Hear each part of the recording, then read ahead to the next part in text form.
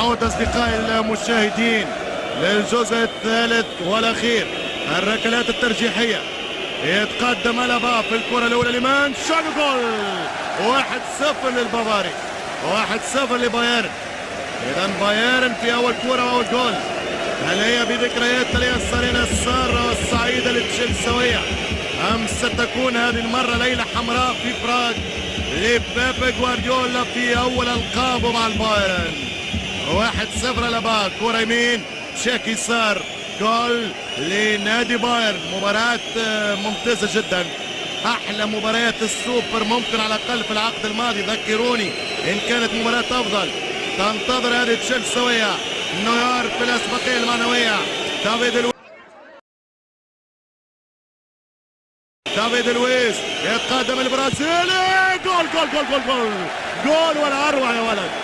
يمين يسار، يقلب الاتجاه، أنت في الاتجاه المعاكس. 1-1 لتشيلسي. الرابعة ديما المنعرج، يمشي كروس يحط الجول يمين في يسار، ونتيجة 2-1 للمنشن. البايرن يتقدم بهدفين. البايرن منشن هدفين لهدف على البلوز تشيلسي. هذه الكرة مؤمنة بشكل ممتاز التنفيذ من لاعب توني كروس، لاعب الناسيونال مانشافت. من سيفوز ومن سيعبر في عرفت يضيعها، والبايرن كامبيون. لوكاكو خسر عليهم حتى يديه في شعره الطويل، والمنشن يرجع من بعيد في سيناريو كله إثارة. العاشرة ضاعت بين أضعف لاعبين في ركلات الترجيح. شاكيري يخرج سلامات من موقعة الجمل وموقعة الفرسان وموقعة الكبار وموقعة الأبطال وموقعة الحظة. 3-2 المنشن. البايرن يتقدم 3-2. البايرن يتقدم 3-2. كل ما يسجل بايرن ضغط على البلوز.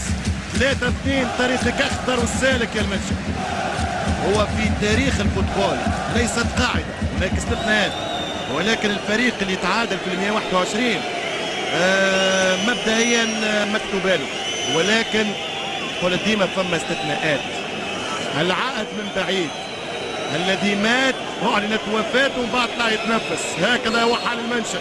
لامبارد يمشي، فرانك لامبارد يتقدم وجول جول جول جول جول للكابتن.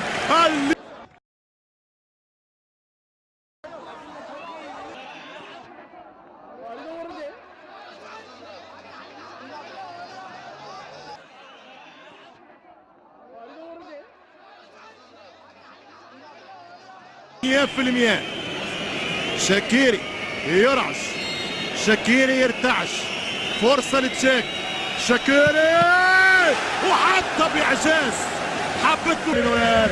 نوير يدرك أنه البطل هو السوبر الماني، السوبر الماني لثالث مرة في التاريخ. الأندية الألمانية في 13 فاينل تكسب الإنجليز. لأول مرة بايرن يزيح تشيلسي.